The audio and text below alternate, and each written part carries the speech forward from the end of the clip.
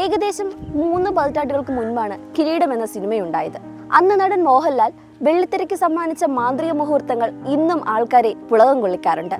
അതിനോടൊപ്പം തന്നെ പ്രശസ്തിയുടെ വെള്ളി വെളിച്ചത്തിലേക്ക് ഉയർന്ന ഒരു കൊച്ചു പാലമുണ്ട് നമ്മുടെ തിരുവനന്തപുരത്ത്. സർവോദയം പാലം എന്നാണ് പണ്ട് അറിയപ്പെട്ടിരുന്നതെങ്കിലും ഇപ്പോൾ അറിയപ്പെടുന്നത് കിരീടം പാലം എന്നാണ്. അതിന് പ്രധാന കാരണം നമ്മുടെ കിരീടം സിനിമ തന്നെയാണ്. ഇന്നും മോഹൻലാൽ ഇരുന്ന ഈ പാലം കാണാൻ വേണ്ടി വിനോദസഞ്ചാരികൾ എത്താറുണ്ട്.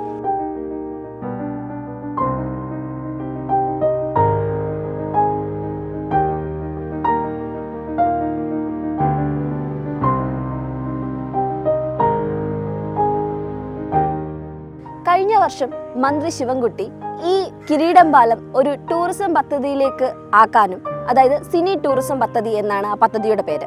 സിനി ടൂറിസം പദ്ധതി എന്നാൽ സിനിമകളിൽ നമ്മൾ കണ്ടുമറന്ന ചില സ്ഥലങ്ങൾ ഒരിക്കലും മായാതെ എല്ലാ ജനങ്ങളുടെയും മനസ്സിൽ കിടക്കും. അതുപോലെയുള്ള സ്ഥലങ്ങൾ കണ്ടുപിടിച്ച് ഒരു ടൂറിസം പദ്ധതിയായി ഒരുക്കുക എന്നതാണ് സിനി ടൂറിസം പദ്ധതിയുടെ ഉദ്ദേശം. അതിൽ ഉൾപ്പെടുത്തിയിരിക്കുന്ന ഒരു സ്ഥലമാണ് നമ്മുടെ കിരീടം പാലം. കഴിഞ്ഞ വർഷം പ്രഖ്യാപനമുണ്ടായെങ്കിലും ഒരു വർഷം കഴിഞ്ഞിട്ടും ഇതുവരെ ഇവിടെ യാതൊരുവിധ മാറ്റങ്ങളും കൊണ്ടുവന്നിട്ടില്ല. 1 കോടിയിലധികമാണ് ഈ ടൂറിസം പദ്ധതിക്ക് വേണ്ടി സർക്കാർ ഒരുക്കിയിരിക്കുന്നത്.